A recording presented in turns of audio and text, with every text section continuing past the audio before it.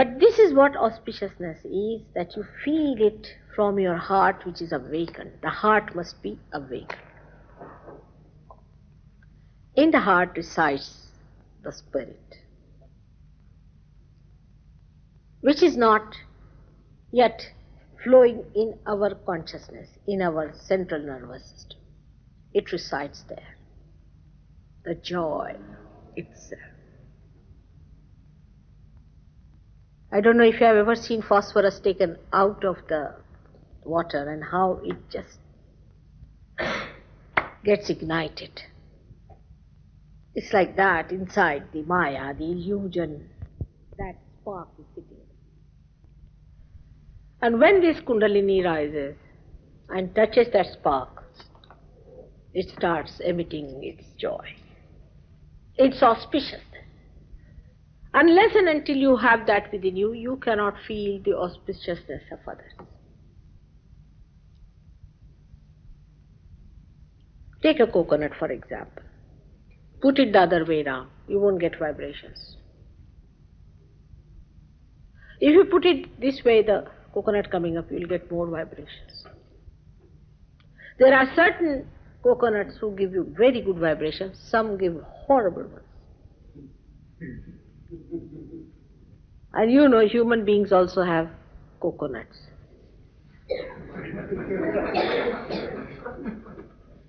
Some of the coconuts give such beautiful vibrations, and some of them do not. Some of them are tired. Some of them are nothing but like a balloon of Mr. Ego. Or some of them have nothing but superego in them. So this coconut is to be made auspicious. Now, how it is connected with spirit? That is a very important one. How our brain is connected with spirit. Whatever I am telling you, you need not believe me, but you will find it out for yourself that whatever I am saying is the truth. Your heart has the spirit, the light, and the heart has got 7 auras around it. And these 7 auras get enlightened by the spirit. But before that, it's a very instantaneous, or we can say a simultaneous happening. When the Kundalini rises, there are 7 centers also in our brain, in the sense there are the seats of the centers. These 7 centers are represented again on the seat. You know that very well. All the Sahaja Yogis know where they are. So when these centers are enlightened, the auras start shining in the heart. And this center is actually the center seat of the spirit. The spirit has moved from there and has gone to the heart. That's why in childhood you'll find there's a opening here. It's a very soft bone called as fontanelle bone. Talu is here. Because the spirit comes out from there and is settled on the heart. You know, spirit also come out in the night sometimes, goes around and sees. It's so. When these centers in our brain get enlightened by Kundalini, one by one, first they are enlightened here, then in the brain, then the auras in the heart start getting enlightened. Ultimately, when this center, which is the center of the heart here, Sahasrara, this point, when this one gets enlightened, then the spirit also gets enlightened fully. And then these auras become doubly shiny. then the auspiciousness is in many dimensions starts expressing itself. But to keep that light on, one has to keep the Kundalini over here.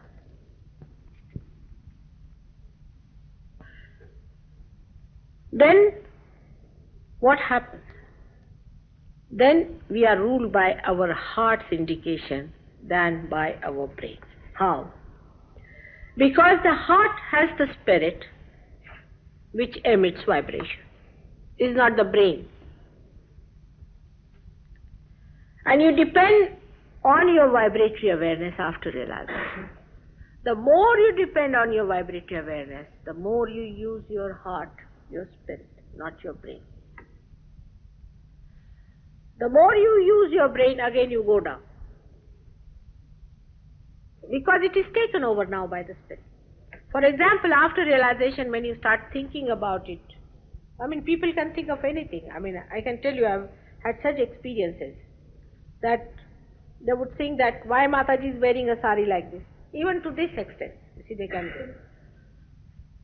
But if you can just leave your heart to work it out and don't think, because you are in thoughtless awareness after realization. If you try to maintain that state, pay attention to your heart and let your spirit emit itself,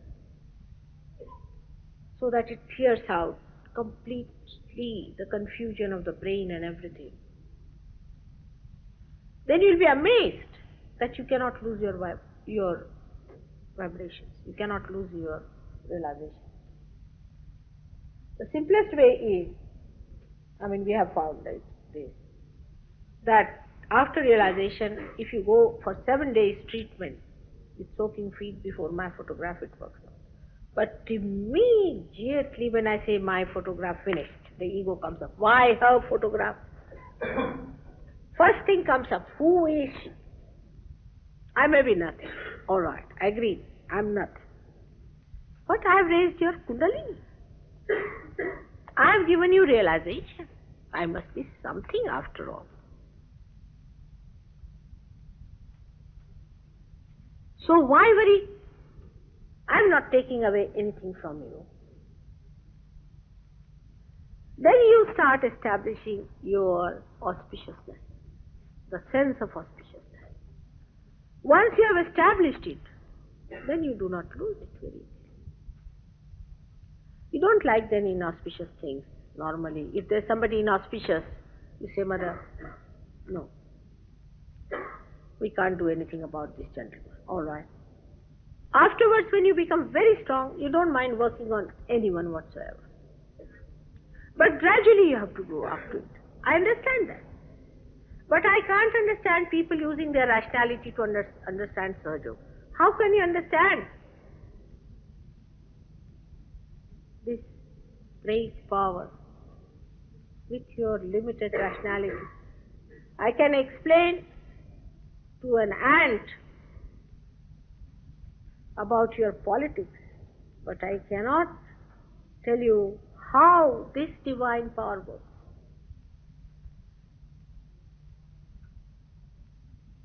One day he asked me, Jamel, numerically, to what extent it goes, to what dimension? And when I told him, he said it is incalculable. I said it is infinite. You cannot calculate. If you put 2 mirrors facing each other and put some object in between, you cannot calculate how many reflections you will get. Even that you see, but you cannot calculate. But here I am talking about something that does that, which creates this.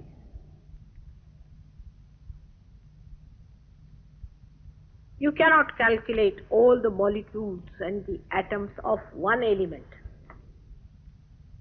But I am talking about somebody who has created them and who in every molecule pulsates. How can you understand with this brain? You can only become one with it and enjoy yourself. Why worry? Why do you want to count the molecules? Why this madness? It would be like a bad man going to the seashore to have a nice bath, starts counting the small little pebbles and the grains of the sand.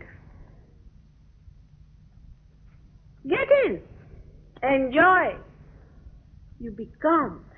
This is Advaita, where you become one. All religions teach Advaita. Advaita means where there is not the other, Ananya. You become one with that. With the whole ocean you become one. A drop becomes the ocean. All the powers of the oceans are there for the drop. That's what it is. But there are some people who say we believe in Dvaita. No, why? We don't want to get lost. And you are not lost. You become the whole. But they want to keep their small limitations, you see. Now what is that small limitation they want to keep? It's called as Mr. Ego.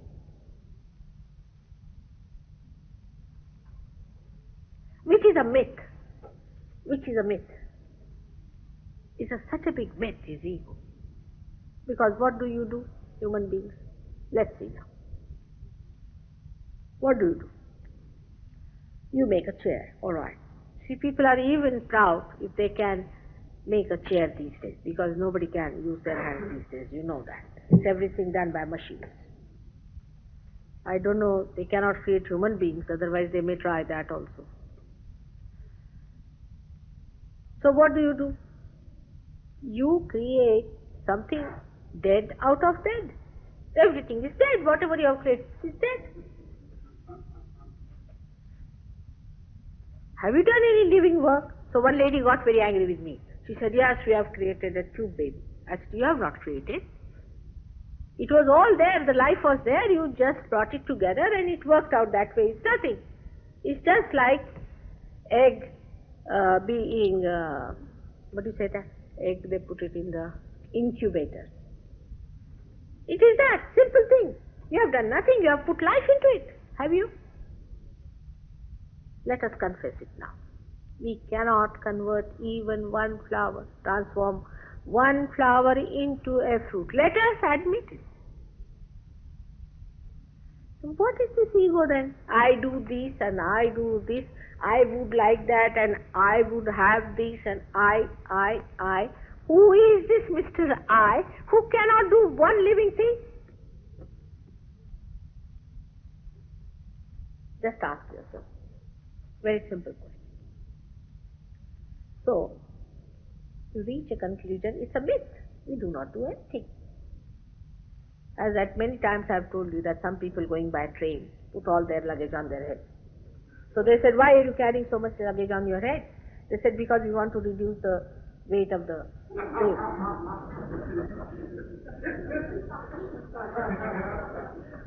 This ego is like that, sitting on your head. I do it. But by brainwashing you, I cannot reduce. How? The myth has to be broken. The myth breaks when Kundalini rises. Then how you talk is a very different language. It is not coming, it is not going, it is it. It becomes a third person. Then your power, which is flowing through your hands, you see that going through your hand, which you are maneuvering. You don't say, I am giving you realization, you don't say. You just say, it is going, it is rising, it is not coming. Even if it is your son, you say, I cannot give, now what to do? Like a lady came with me to America once and she was very anxious that I must give realization to her son and all that. So I told her, look at this. Now you have come all the way, I know, for this purpose. But now if the Kundalini doesn't rise, do you want me to say that he's realized? No, Mataji, I know it doesn't rise. Then I said, you give him a realization. I cannot give him. Alright, you try. Said, but it doesn't rise. I said, then what to do? If the Kundalini is not coming up, what can we do about it? So, The Kundalini has to come spontaneously. It's a living process. But after realization, you start doing living things. You can raise the Kundalini. You can pulsate the Kundalini. I don't know about pulsation so far. I have not seen any Sahaja Yogi doing. But you can raise it all right. You can give realization. With my photograph it works better.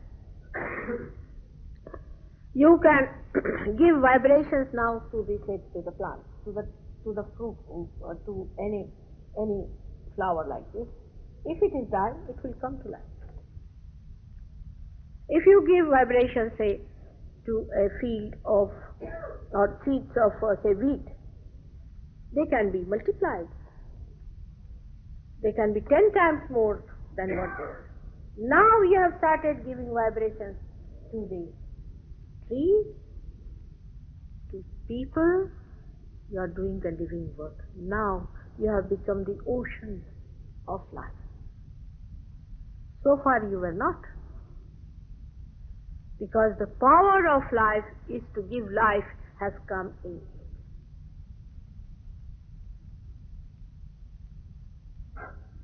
Now you are living. Before this, you were dead. In the sense that you were worshipping a dead God called ego.